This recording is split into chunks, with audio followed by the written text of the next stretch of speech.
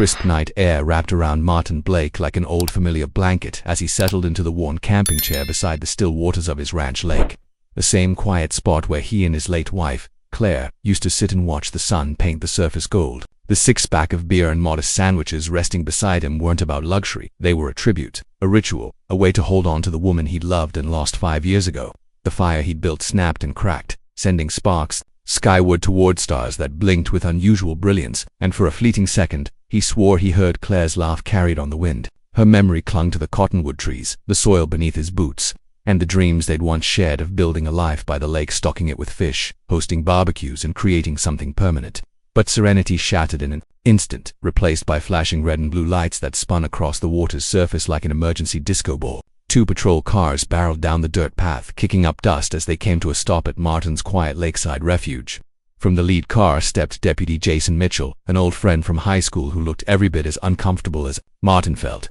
The real disruption, though, came in 4-inch designer heels and an expression like she was auditioning for a reality show about tyrant Charlotte Granger, president of the Crestbrook Hills HOA, marched toward him with a legal pad in one hand and righteous indignation in the other. "That's him, officer," she barked, pointing a manicured finger like Martin was some backwoods criminal rather than the rightful owner of the property.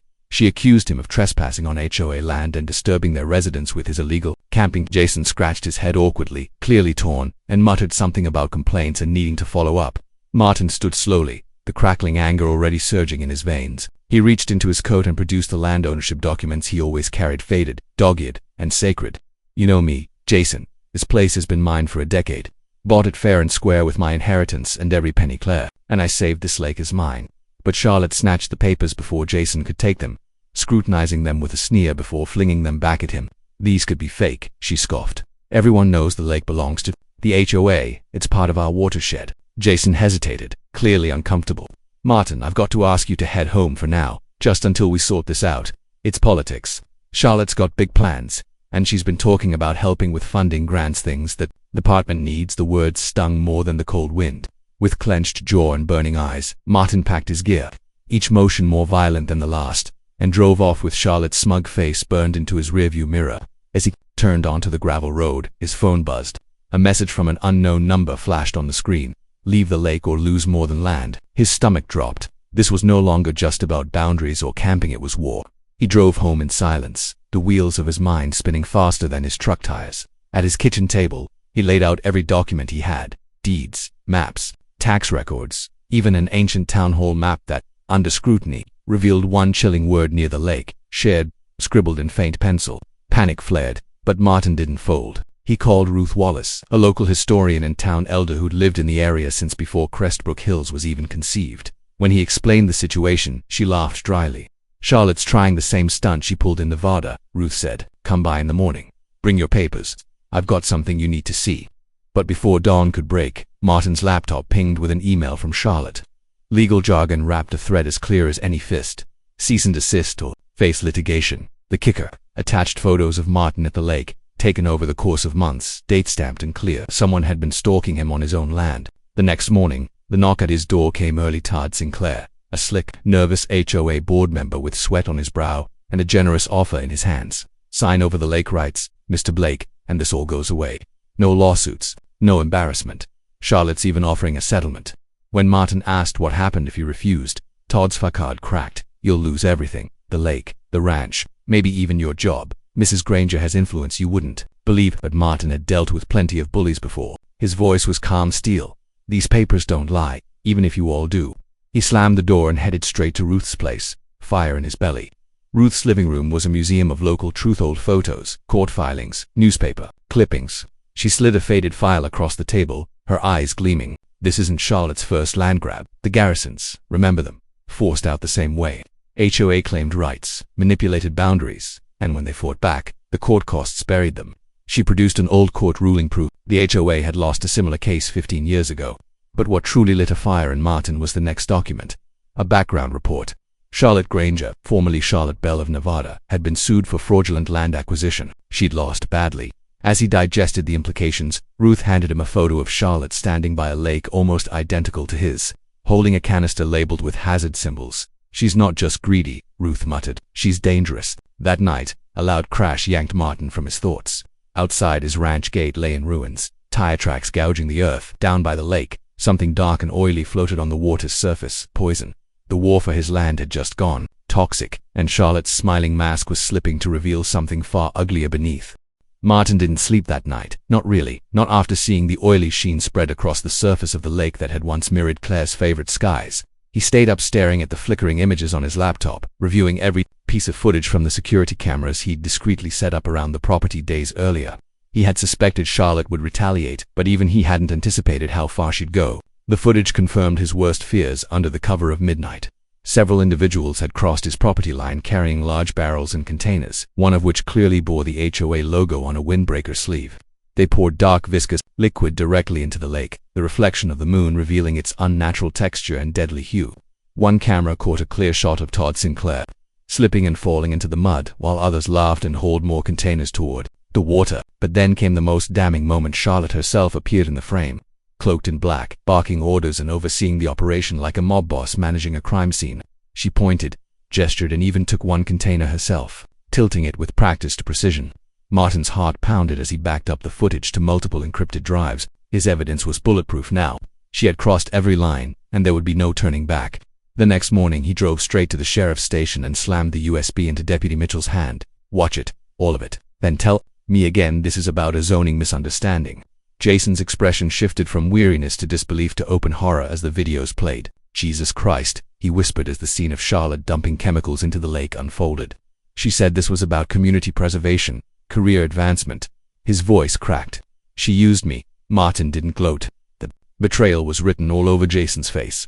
"I'm opening an investigation right now," the deputy said, his jaw clenched. "Environmental crimes, felony destruction of property. And I'm going to make damn sure the state hears about it." Back home, Martin drafted a letter that played perfectly into Charlotte's ego. It was a fake surrender, every word calculated, to lull her into carelessness. "I can't fight anymore," he wrote. "The legal fees, the stress, it's too much. I'll sign over the rights if you just stop." He even signed it with a shaky hand, giving the impression of defeat. Ruth delivered the letter that afternoon, playing the role of a sympathetic old friend to perfection. Within hours, Charlotte was bragging all over Crestbrook Hills about her win. She held a party that weekend, complete with catered hors d'oeuvres and champagne, smugly parading around the community clubhouse like a queen celebrating her coronation. But the cracks in her composure were visible to anyone looking closely. Her hands trembled when no one was watching, and she barked at Todd in front of a group of neighbors for spilling wine on a rug. Martin spent that night at the lake again, watching the now tainted waters under the pale glow of the moon, tossing stones across the surface and remembering Claire's laughter. "This lake's our home, Claire," he whispered, watching the ripples fade into the poisoned reflections. "And I'm about to take it back." His cameras were all operational, the real ones hidden in birdhouses and old fence posts, their feeds quietly recording every movement around the lake. Just after midnight, they caught more action. Charlotte's crew returned with even more barrels. This time, Martin got crystal clear images of a man removing his mask to smoke a cigarette. He worked for the same Dallas law firm representing Charlotte. One of them even wore a jacket with the HOA security badge clearly visible. Martin backed everything up again and again. The next morning he submitted it to the sheriff's office. Jason's reaction was immediate. "That's it," he said. "I'm calling in the feds. This is beyond local now." Martin didn't smile, but the fire in his eyes burned brighter. A few hours later, an EPA official contacted him to confirm a full-scale investigation was underway. That alone was victory, but Martin wasn't done. The final trap was already set. He had tracked down Maria Jensen, a former resident whose garden had been bulldozed 3 years earlier after Charlotte had declared her roses non-compliant. The roses, Maria told him tearfully, had been passed down from her grandmother. In Portugal, irreplaceable, she signed a witness affidavit on the spot. Ruth added her own photos of board members sneaking onto private property over the years, always at night, always followed by offers to purchase damaged land. "She's been doing this for years," Ruth said, "but now she's exposed." When the court date finally arrived, Martin felt the weight of the community behind him. Outside the courthouse, protesters waved signs demanding justice. "Save our lake and HOA tyranny ends today" were painted in bold letters. Inside, Charlotte sat flanked by a high-powered legal team, trying to look composed despite the sweat on her brow. But the moment the videos played in court, her mask cracked. The judge's reaction was immediate disgust and cold fury. "This is organized environmental sabotage," she declared. Charlotte's attorney tried to argue that the videos were fake, digitally altered, but Martin had anticipated that. He produced raw footage and multiple time-stamped copies stored in various formats, impossible to discredit. The judge ordered an immediate freeze on all HOA activities related to property enforcement and declared Martin the uncontested owner of the lake. You poisoned the heart of this community, she said to Charlotte. Now you'll face the consequences. Charlotte's screech of protest was drowned by the slam of the gavel. As she was escorted out, her husband, Richard Granger, was also placed under investigation. Financial records tied him to the same account numbers that paid the night saboteur. Days later, Martin received a new threat, tucked under his windshield wiper smelling of gasoline and signed only with a C. It read, "Drop the case, or your ranch burns." Martin's laugh was cold and full of fire. He had expected this. The woman was cornered, and a cornered predator would strike wildly. He took the note straight to Jason, who responded immediately, "Stay alert, we're moving in tomorrow." The story exploded online. Footage of Charlotte's environmental sabotage went viral. Hashtags like #HOA Queen Falls and #Justice for the Lake trended across platforms. Even national outlets picked up the story, highlighting Charlotte's fall from grace. Martin remained composed through it all. He wasn't doing this for fame. He was doing it for Claire, for their shared dream, for the principle that land and love weren't for sale. As evening fell, Martin stood once more by the lake. The water is now under cleanup by hazmat teams dispatched by the EPA. The chemicals were being filtered, and hope returned to the soil one bucket at a time. "We did it, Claire," he said softly, tears slipping down his weathered face. "They tried everything, but we're still here." His moment of peace was interrupted by the alarm from his truck. Another note, another warning, this one more desperate, more erratic. "Drop it or lose more than water," it read. Martin didn't waver. Instead, he walked back inside and began reviewing footage from the latest intrusion. He would not be intimidated. He would not be broken. Charlotte, who had declared war on the wrong man, and the real battle had only just begun. The morning after the federal ruling, Martin awoke to a strange mix of triumph and exhaustion, the kind that only came after months of sustained battle. The EPA had confirmed what he already knew: his lake had been intentionally contaminated, and Charlotte Granger was now facing federal charges that could carry years of prison time. But something inside him wouldn't let him rest, some tight knot of instinct that whispered the war wasn't over. That whisper turned into a shout when he discovered that his security gate in iron structure his father had welded by hand had been smashed again. This time entirely ripped from its hinges, left twisted and scarred like a relic of war. Taped to what remained was a photograph, charred around the edges, showing his lake from the air. The same angle as the surveillance shots Charlotte had once used against him. On the back, in thick black marker, someone had scrawled, "This isn't over." See, the letter was unmistakable. The handwriting still slanted with self-importance, and the smell of accelerant clung to the note like a warning. Martin snapped photos of everything and texted them to Deputy Jason Mitchell immediately. Jason's response came quickly. "Keep your cameras rolling. I'll have patrols swing by, but we need more. She's unraveling." And unraveling she was. Martin's next stop was the county archive, where he retrieved every shred of public record he could find on Charlotte Granger and her previous life as Charlotte Bell. The documents painted a disturbing pattern, a trail of fraudulent HOA activity in Nevada, including the infamous Desert Crest case where elderly homeowners were manipulated into surrendering water rights, only for Charlotte to sell the land to developers for millions. Her husband, Richard Granger, had been right in the middle of it, his law firm accused of forging documents and suppressing evidence. The two of them had left Nevada in disgrace, but not before settling out of court with an undisclosed payout that ruined their credibility and got Richard suspended from practicing law in 3 states. Martin now understood that Crestbrook Hills had been their reinvention, a new arena to reclaim their lost kingdom. That evening, while reviewing the hidden camera footage from the night before, Martin spotted something that made his skin crawl. Todd Sinclair, the Weasley HOA board member who once tried to bribe him, appeared in the footage again, this time alone, pacing nervously in front of Martin's barn. It wasn't just trespassing. He was talking to someone on the phone, his voice carrying just enough for the microphone in the nearby fence post to catch. "She's lost it, man," Todd whispered. "She's talking about burning his house. Said if she can't win legally, she wiped the whole place off the map." His words were broken by short, panicked breaths. "No, I'm not going to jail for this. He's got proof. Cameras everywhere. I'm out." Then, the headlights of a car appeared in the footage, and Todd scrambled off into the night like a rat fleeing a sinking ship. Martin made copies of the footage, added it to his ever-growing evidence archive, and by morning he was sitting across from Jason at the sheriff's station again. Jason looked pale as he listened.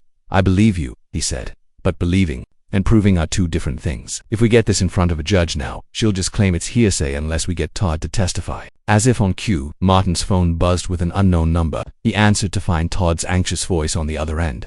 "I need to talk tonight, but not at your place. She's watching everything." They agreed to meet at a public park, 20 miles out of town, a place with security cameras and witnesses and neutral ground. Todd showed up shaking dark circles under his eyes and a busted lip he claimed he got from slipping. Martin didn't believe him, and neither did Jason, who had followed discreetly and now stood within earshot. "She's hiring people," Todd blurted. "Real muscle, not HOA board goons." guys from out of town. Said she wanted permanent solutions, her words. She's done being nice. He handed Martin a flash drive. I saved copies of emails, voice memos, even a few video clips. I didn't know she'd go this far. I swear I didn't. Martin remained stone-faced. You're testifying, he said quietly, or this whole thing falls apart. Todd nodded, resigned to his fate. Just keep me safe. By the following day, Martin had turned Todd's evidence over to the federal investigators who were now fully involved. What they found sent shockwaves through the county. Charlotte had transferred thousands of dollars from HOA accounts to shell companies in Dallas, companies that were linked to private security contractors with criminal backgrounds. One particularly damning email read, "We need to make it look like an accident. I want the lake useless and the house gone." She hadn't even tried to hide it. Her arrogance had made her sloppy. Meanwhile, in Crestbrook Hills, the tide had turned. Residents who had once blindly followed Charlotte were now speaking out. Maria Jensen returned, joined by several other victims of HOA abuse, including an elderly man named Clyde who claimed Charlotte once fined him $500 for having a bird feeder not in compliance with visual aesthetics. The stories were endless: dogs forcibly removed, plants uprooted, fines issued without cause. And every time Charlotte and her board profited, either in cash or in favors, Jason organized a town hall meeting where residents could voice their grievances. And Martin, for the first time, stood before the crowd, not as an outsider, but as their advocate. "This isn't just about my lake," he said, holding up photos of the poisoned water, the vandalized dock, the court orders. "It's about every time she scared you into silence. Every time she used fear to control what you could do with your home, your land, your life."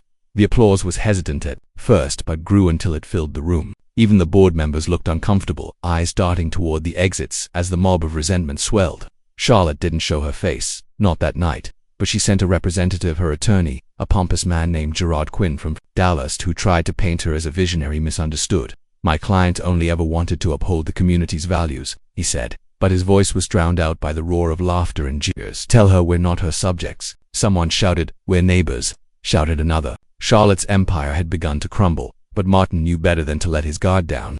That night he barely slept, not from fear but from the adrenaline of knowing justice was close. The next morning, a final act of desperation played, wear out on his cameras. 5 masked figures stormed the lake with bats, crowbars, and buckets of garbage. They destroyed his dock, smashed the handmade birdhouses he and Claire had once built, and spray-painted threats across the barn wall. But one of them made a fatal mistake. He pulled off his mask for a smoke break and exposed himself to the high-definition camera hidden in the oak tree. He was one of Charlotte's hired men, confirmed by financial records Todd had handed over. Martin submitted the footage before breakfast, knowing full well it would be the final nail in Charlotte's legal coffin. Her arrogance had finally betrayed her, and this time there would be no settlements or denials to save her. The courtroom was packed wall to wall with reporters, attorneys, residents, and more tension than Martin had ever felt in his life. It was the culmination of months of betrayal, corruption, threats, and loss. And yet, as he sat calmly at the plaintiff's table watching Charlotte Granger and her Heidler legal team squirm across the aisle, he felt nothing but clarity. This was justice, and no amount of designer suits, manipulative charm, or HOA doublespeak would save her now. The prosecutor began with the footage of a clip meticulously labeled and time-stamped, projected onto the courtroom's massive screen like the opening of a documentary too insane to be fiction. There was Charlotte in the moonlight, orchestrating the poisoning of Martin's lake with methodical ease. There was Todd Sinclair's shaky voice describing her threats and criminal instructions. There were text messages, bank transfers, emails, riddled with venomous intent. Charlotte's attorney objected constantly, claiming fabrication, coercion, deepfakes, anything to slow the avalanche, but the judge, a stern woman named Judge Montgomery, was unshakable. She allowed the evidence in, citing multiple corroborating sources, chain of custody, and witness statements. Then came the financial records showing Charlotte and her husband Richard funneling HOA funds to shell companies tied to private security groups who'd been recorded trashing Martin's property. A hush fell over the room when the prosecutor played one final voice memo, Charlotte's voice, crystal clear and ice cold. "I don't care if we have to burn it down. I want him broken." The recording was like a bomb in the room. Gasps echoed off the marble walls. Judge Montgomery stared at Charlotte with barely masked contempt, and even Charlotte's attorney slumped slightly in his chair, the wind finally gone from his sails. When Todd took the stand, he looked visibly nervous, but Martin noticed something, a shift as he began to speak. Todd's voice grew steadier with every sentence. He detailed everything: how Charlotte had manipulated the HOA into becoming her personal weapon, how she'd forced the board to vote on measures using intimidation and misinformation, how she'd orchestrated smear campaigns, legal threats, and physical acts of sabotage. He ended with a quiet sentence that seemed to linger long after it. left his mouth. I should have stopped her sooner, but I was afraid. Charlotte, who had been silent until then, snapped. She stood abruptly, knocking her chair backward, and screamed, "You're a coward, Todd, a little worm. You begged to be on my board, remember? You were nobody until I made you." Judge Montgomery banged her gavel, shouting for order, while two bailiffs rushed to restrain Charlotte. The damage, however, was already done. The jury stared in stunned silence. Any illusion that Charlotte Granger was simply a misunderstood leader crumbled with her outburst. Her husband Richard wasn't spared either. The prosecution presented documents showing his role in falsifying HOA easements, redrawing boundaries to favor Charlotte's land acquisitions, and funneling illicit funds through his law firm. His face flushed red with shame as his own former clients were brought in to testify against him, painting him as an enabler and co-conspirator. After days of testimony, Judge Montgomery delivered her ruling with the force of a thunderclap. Charlotte was permanently removed from her HOA position and barred from ever holding leadership in any homeowners association in the state. She was ordered to pay restitution to all residents she'd harmed, environmental damages for the lake poisoning, and legal costs incurred by Martin and others. The HOA itself was fined $100,000 and placed under external audit. Its entire board dissolved and elections ordered to replace them with new unbiased members. Richard's law license was suspended pending a separate trial for his financial crimes. Charlotte let out a sharp, animalistic scream and attempted to swing her purse at the judge, only to be tackled by bailiffs and dragged from the courtroom screaming that Martin would regret this. The photo that made the next morning's newspaper showed Charlotte, red-faced and disheveled, being escorted out of the courthouse in handcuffs. The headline read, "HOA Queen Dethroned," and underneath it was a shot of Martin standing by the courthouse steps, calm and resolute, surrounded by neighbors and allies who once feared Charlotte but now rallied behind him. For most people, that would have been the end. But Martin knew Charlotte too well. She wouldn't vanish quietly. That evening, as he returned to his ranch for the first time in what felt like ages, his phone buzzed with a message from Jason. "Be careful. We intercepted chatter. She's not done yet." A few hours later, as Martin stood on his porch sipping coffee and watching the moon rise over the now cleansing lake, he heard something that made his blood run cold, the sharp, familiar trill of his truck alarm. Rushing to the driveway, he found another note pinned under the windshield wiper with a hunting knife. "Piper," it read, the same cryptic name from the previous threats. "Drop the lawsuit or your ranch burns." The paper was soaked in gasoline, the stench heavy in the air. Martin didn't panic. He simply pulled out his phone, took photos, and forwarded them to Jason and the federal investigator assigned to his case. "She's escalating again," he texted. "Let's finish this." The next day he returned to the county land office, not just to check records but to make a move he'd been planning since this began. The clerk barely raised an eyebrow when he saw what parcels Martin was researching, but Martin made sure to speak just loud enough for a familiar HOA face nearby to overhear. "Yeah, thinking about expanding the ranch. Gotta move fast, these days land disappears quick." Within hours, word reached Charlotte, who was now under house arrest but still trying to manage her dying empire through phone calls and loyalists. Her reaction was immediate: an emergency meeting at her lawyer's office where she begged the remaining board sympathizers to fight back, but most of them were already jumping ship. And then came the twist. Martin had purchased 40 acres of land that included the Crestbrook Hills Community Center, golf course, and pool area. He revealed it at a community town hall meeting days later, pulling out the deed and watching the faces in the crowd drop like dominoes. According to HOA bylaws, he said clearly, the largest landowner holds voting power over certain association matters. Effective immediately, I am dissolving the current board and calling for new elections free, fair, and democratic. Gasps rippled through the room. Charlotte's few remaining allies staggered back in disbelief. "How did you afford this?" someone blurted. Martin didn't answer. He didn't need to. The insurance settlement from an old injury Claire had insisted they save had become his hammer to drive in the final nail. As Charlotte was led away by marshals for violating house arrest by trying to intimidate a witness, Martin looked out over the sea of faces, some angry, some relieved, some stunned. He saw the relief, the gratitude, the hope. And when a small boy reenacted Charlotte's courthouse tantrum at the post-trial lake party, earning raucous laughter and applause, Martin laughed too louder and freer than he had in years. As he raised a glass of lemonade by the dock Claire had loved, watching Ruth tell jokes and Maria grill burgers, he whispered, "This lake's our home, Claire, and it always will be." Just as he turned to head back toward the house, a woman approached him quietly, clutching a thick folder and looking over her shoulder. "Mr. Blake," she said, her voice barely more than a whisper, "I'm from Riverview Township. Our HOA makes Charlotte look like an amateur. They've taken 3 houses this year using forged claims. People are scared. But we saw what you did here. Please, will you help us?" Martin looked down at the folder, then up at the lake glowing in the setting sun. Claire's memory stirred within him, strong as ever. "Let me take a look," he said softly, "and we'll see what We can do. He didn't know it yet, but the fight that began by a quiet lake would soon become something much bigger. Martin barely had time to process the request from the Riverview woman before the storm he had predicted finally broke across his own property.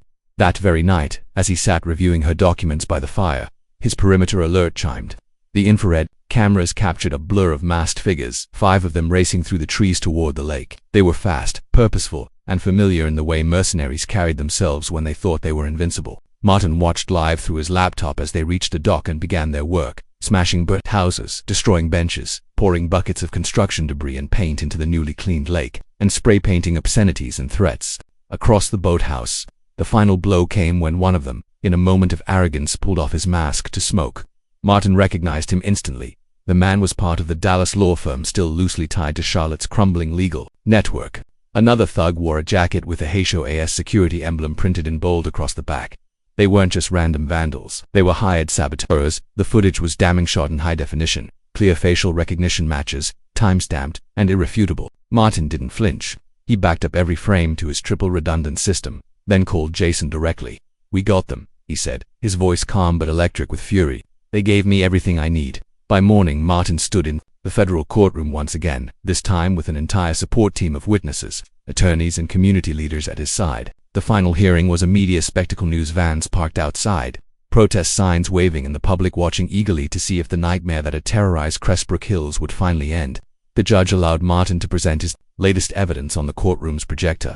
The room watched in silence as masked men tore apart private property, vandalized the lake, and cheered as they tossed debris into the water. But then the silence broke into a gasp when the man removed his mask, revealing a face previously seen testifying on behalf of the HOA's legal team. The prosecutor followed up with financial documents proving that HOA funds had been funneled into accounts used to pay the men for their services.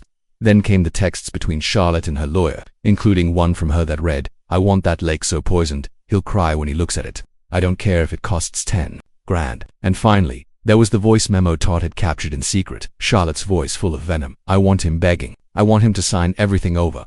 If we have to burn it down, so be it. Nobody humiliates me and walks away." That sentence played twice. The judge demanded it. Charlotte sat frozen, expressionless, like a puppet whose strings had finally snapped. Even her attorney, now visibly distancing himself, could not salvage her defense.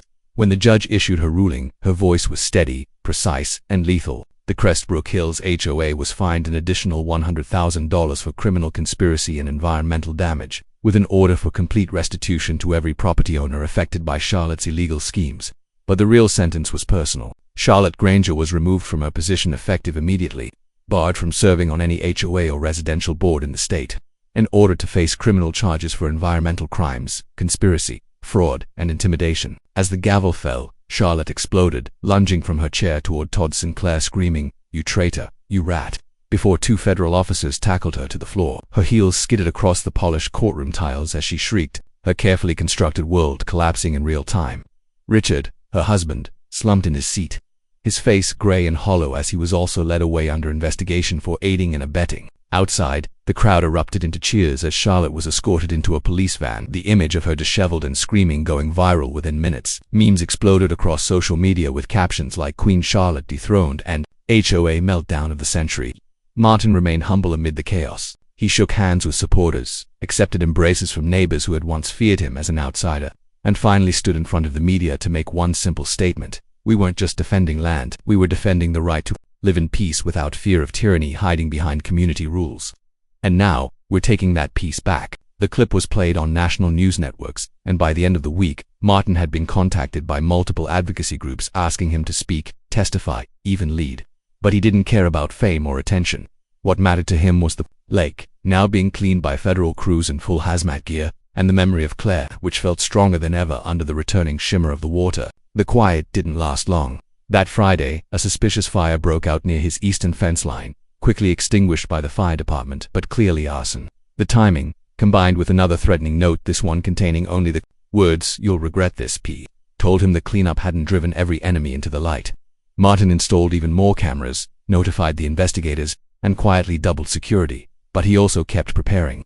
Days later, he was approached by leaders from Riverview, a township 2 hours south, where a different HOA had begun mimicking Charlotte's tactics. They'd heard about Martin's case, watched the videos, studied his strategy, and asked for his help. He met with their residents in a church basement, flipping through documentation of forged deeds, forged signatures, sudden foreclosures, in one case where a grandmother had been evicted for having the wrong paint color on her shutters. "They own the sheriff," one man whispered. "They scare everyone into silence." Martin nodded, remembering that same helplessness. "Then, we do what they don't expect," he said. "We fight back in the open." Within a month, Martin had helped Riverview file for an injunction, using the Crestbrook Hills case as precedent. Media interest reignited. Local officials began backing away from the corrupt HOA investigations opened, and like dominoes, other towns began reaching out. Small rural communities, elderly homeowners, immigrant families, people crushed under the weight of power-hungry neighborhood dictators. Martin didn't charge them. He didn't need to. Claire had always believed in doing what was right, not what was profitable. He formed a small team of volunteers, Maria, Ruth, Todd, and a few legal experts he'd met along the way. They called themselves the Land Watchers, and their mission was simple: defend homes, expose fraud, and stop HOAs from becoming unchallenged tyrannies. Then, one night, just after sunset, Martin found a final warning: a photograph of Claire's gravestone, printed out and pinned to his door. "Next time, it'll be more than ink." The rage that flared in Martin was volcanic. He turned the photo over to federal agents, now permanently assigned to his case due to the national attention it had garnered. They traced the threat back to a known associate of one of Charlotte's shell companies, a man who had once bragged about handling problems for real estate firms in Nevada. Arrests followed. More files came to light. More victims stepped forward. It was clear now Charlotte had operated a sprawling racket for years, but Martin never looked back. He sat by the lake every evening, sometimes with neighbors, sometimes with families he'd helped, always with Claire's memory beside him. He watched the water heal, the fish return, the wildflowers bloom again, and he knew he'd done something that mattered. When a local news crew asked what kept him going through it all, he smiled and said, "A promise. I promised my wife this would always be our home, and I intend to keep it, not just for me, but for every family that's been told their land doesn't matter." The reporter looked around at the newly restored lake, the laughter of children in the background, and nodded. And as Martin stood once more at the edge of the water, watching the sky turn amber with the setting sun, he whispered, "This lake's our home, Claire, and now it belongs to everyone who's ever been bullied, threatened, or pushed out. We took it back and no one will take it again."